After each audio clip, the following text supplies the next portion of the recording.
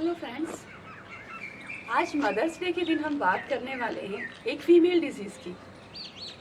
और ये female disease है पीसीओडी, जो बहुत ही कॉमन है आज के एनवायरनमेंट में। पहले ये समझते हैं क्या है ये पीसीओडी। तो पीसीओडी में फेस पे हेयर्स आना, आपके पीरियड्स डिस्टर्ब होना, ओबेसिटी होना, आपकी बॉडी में आगे जाके शुगर लेवल इंक्रीज होने, और इवन एक बार पीरियड आ जाए तो उसका अपने आप से सेटल नहीं होना, और अगर पीसीओडी बहुत आगे बढ़ जाए तो इनफर्टिलिटी भी हो सकती है। अगर आप ये देखें तो पिछले 10-15 साल से पीसीओडी हमारी सोसाइटी में यंग गर्ल्स में बहुत तेज़ी से बढ़ रहा है। इससे पहले पीसीओडी इतना कॉमन नहीं था या बहुत ही रेयर था।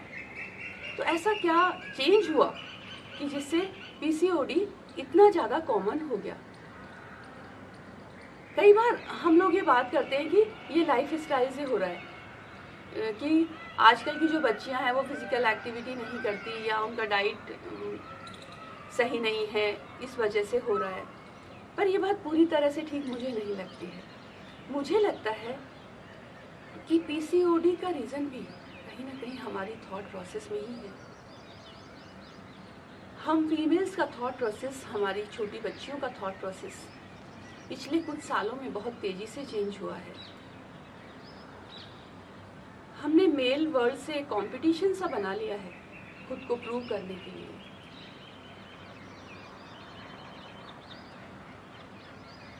तो मेल वर्ल्ड से कंपटीशन के लिए बाय डिफॉल्ट जो नेगेटिव इमोशंस हम होल्ड करने लगे, जो नेगेटिव इमोशंस हम अपने ब्रेन में रखने लगे, वही कारण है पीसीओडी का। तो अगर मोटे मोटे रूप से बात करें तो ये जो नेगेटिव इमोशंस है, जो पहला नेगेटिव इमोशन है वो है अपने फेमिनिज्म को कम मानना, गलत मानना या उसका रिजेक्शन करना। मुझे बिल्कुल पसंद नहीं है लड़की होना, काश मैं लड़का होती। इस तरह की कई बातें हमारी बच्चियां कभी बोल देती है, हम सुनते रहते हैं।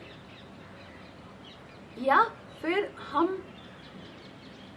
पीरियड्स के टाइम पे जो छोटी बच्चियां होती है वो इतनी अनकंफर्टेबल हो जाती है कि वो बोलती है कि ये क्या बला है, ये क्या मुसीबत है जो हर महीने झेलते हैं। तो इस तरीके से भी वो अपने फेमिनिज्म को रिजेक्ट कर रही होती है। तो ये पहला कारण है। दूसरा कारण है हम फीमेल्स रिजल्ट प्रोड्यूस करने में बहुत ज़्यादा लग गए हैं। हमने अपने आप का ध्यान रखना बहुत कम कर दिया है। हमारे पे पहली बात तो ड्यूल रेस्पॉन्सिबिलिटीज़ आ गई है। अब हम घर भी संभाल रहे हैं और हम अपने करियर को भी आगे बढ़ा रहे हैं। हम हर जगह अपने आप को 100% प्रूव करना चाहते हैं।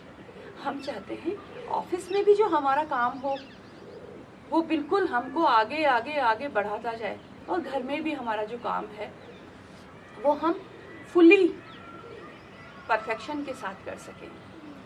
तो ये जो दोनों चीज़ें हैं, ये करते करते हम अपने आप को भूल जाते हैं और हम सिर्फ रिज़ल्ट प्रोड्यूस करने में लग जाते हैं। तो ये जो रिज़ल्ट प्रोड्यूस करने वाला कंटिन्यूअस प्रोसेस जब चलने लगता है तो इसकी वजह से भी हम स्ट्रेस को डेवलप करते हैं, और ये स्ट्रेस भी पीसीओडी का रीज़न बनता है। अब ये देखते हैं कि साइंटिफिकली ये कैसे काम करता है। तो जो पहला फैक्टर है, जब आप अपने फेमिनिज्म को सही नहीं मानते, कम या गलत मानते हैं, तो ये आपके हाइपोथैलेमस में आता है। हाइपोथैलेमस से अगेन आपकी पिट्यूटरी को ट्रिगर करता है। पिट्यूटरी से एलएच हार्मोन कम बनने लगता है। एलएच हार्मोन का सर्ज ज़्यादा होने लगता है। जब ये ज़्यादा होता है तो फॉलिकल स्टिमुलेटिंग हार्मोन और ल्यूटिनाइजिंग हार्मोन का बैलेंस डिस्टर्ब होने लगता है।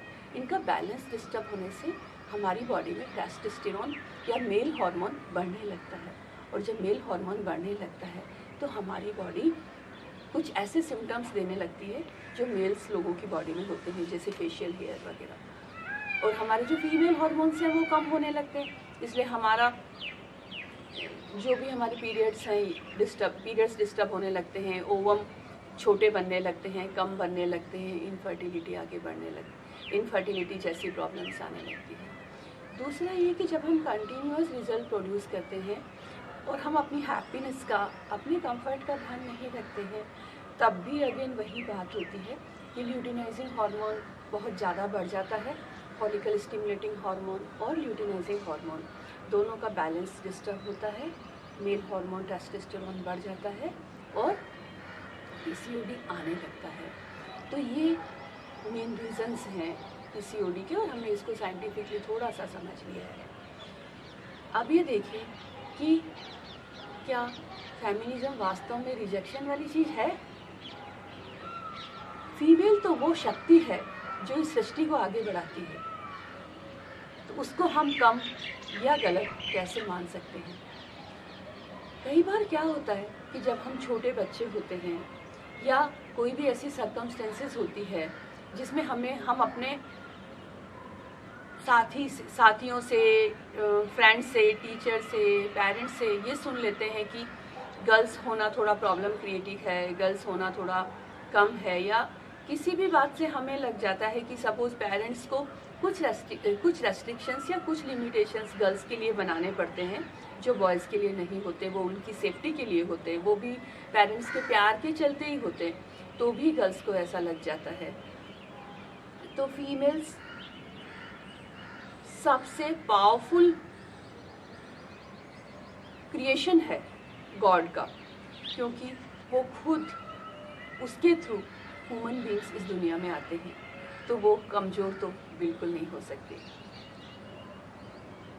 दूसरा ये है कि मेल और फीमेल एक गाड़ी के दो पहिए हैं जिनको साथ चलना है। अगर एक पहिया भी डिस्टर्ब होता है तो ऑब्वियसली पूरी लाइफ डिस्टर्ब होती है। तो फीमेल भी उतनी ही इम्पोर्टेंस रखती है जितनी कि मेल्स रखते हैं।